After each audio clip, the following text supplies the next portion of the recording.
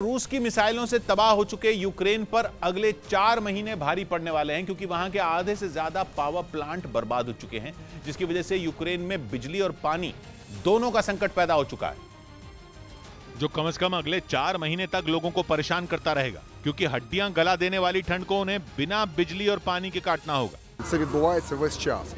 Чи будуть вони це робити? Zelensky ने खुद बयान दिया कि यूक्रेन की आधी बिजली व्यवस्था का भट्टा बैठ चुका है, और ये हाल तब है जब यूक्रेन के एक बड़े हिस्से में पारा माइनस से नीचे जा चुका है। कीव को पहले ही सावधान किया जा चुका है, क्योंकि वहां बिजली और पानी की किल्लत शुरू हो चुकी है। एक एक शेल्टर होम में लोगों को एक बल्ब की रोशनी में रहना पड़ रहा है। पानी के लिए भी उन्हें दर दर की ठोकरें खानी पड़ रही हैं, क्योंकि पुतिन की मिसाइलें सीधी कीव और उसके आसपास के पावर प्लांट पर गिरी थीं, जिसके बाद नौबत आ गई कि आधा कीव अंधेरे में डूब गया, और जो हिस्सा बचा वहां लोगों को नाप नाप कर बिजली और पानी मिल रहा है। खैरसोन से भी लोगों को हटने को बोल दिया गया, क्योंकि रूस नीप्रो नदी के आसपास लगातार बमबारी कर रहा है। इसलिए जेलेंस्की को लग रहा है कि बहुत जल्द खैरसोन का हाल भी कीव जैसा हो जाएगा। इसलिए लोगों को पहले ही वहां से हट जाना चाहिए, क्योंकि अभी तो सर्दियां शुरू हुई हैं, और जैसे जैसे पारा गिरेगा बिना बिजली के लोग जम जाएंगे। क्योंकि यूक्रेन में बिजली उत्पादन करने वाली कंपनी पहले ही बोल चुकी है कि पावर प्लांट की मरम्मत में कई महीने लग जाएंगे, और इसीलिए कहा जा रहा है कि ये सर्दियां यूक्रेन के लोगों पर भारी पड़ने वाली हैं,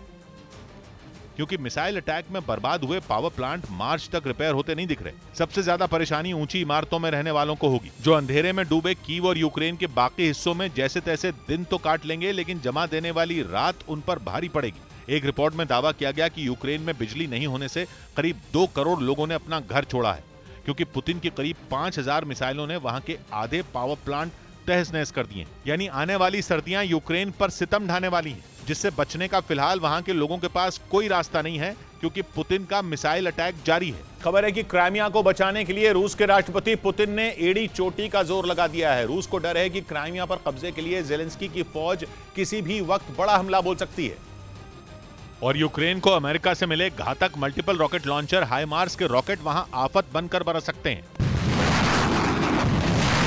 कहा जा रहा है कि इसी घबराहट में रूस की सेना ने क्राइमिया की सीमा के पास किलेबंदी करनी शुरू कर दी, जिसका पश्चिमी मीडिया की तरफ से एक वीडियो भी जारी किया गया, जिसमें कई किलोमीटर के दायरे में गहरे गड्ढे खुदे दिखाई दिए, जबकि कुछ जगहों पर इन गड्ढों में मजबूत बंकर बनाने की तैयारी होती भी नजर आई। साथ ही वहां रूसी सेना की बख्तरबंद गाड़ियां और बड़ी संख्या में सैनिकों के ठहरने के लिए टेंट भी लगे दिखाई दिए। और पश्चिमी मीडिया ने दावा किया कि खुद क्राइमिया के गवर्नर ने भी खैरसोन से क्राइमिया को जोड़ने वाली सीमा के पास बड़े बड़े गड्ढे खोदे जाने और बंकर बनाने की बात मानी, और इसे क्राइमिया के लोगों की सुरक्षा के लिए उठाया गया कदम बताया।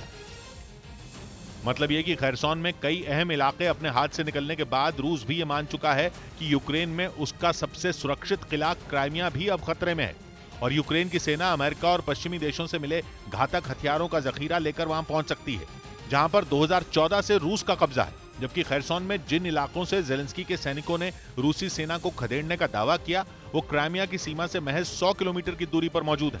और अगर वो इसी तरह आगे बढ़ते रहे तो पिछले 8 सालों में ये पहला मौका होगा जब रूस के सामने क्राइमिया को बचाने के लिए बड़ी चुनौती खड़ी हो जाएगी। इसीलिए अब तक यूक्रेन पर हमलावर दिख रहा रूस पहली बार खुद के बचाव की तैयारी करने को मजबूर नजर आ रहा है।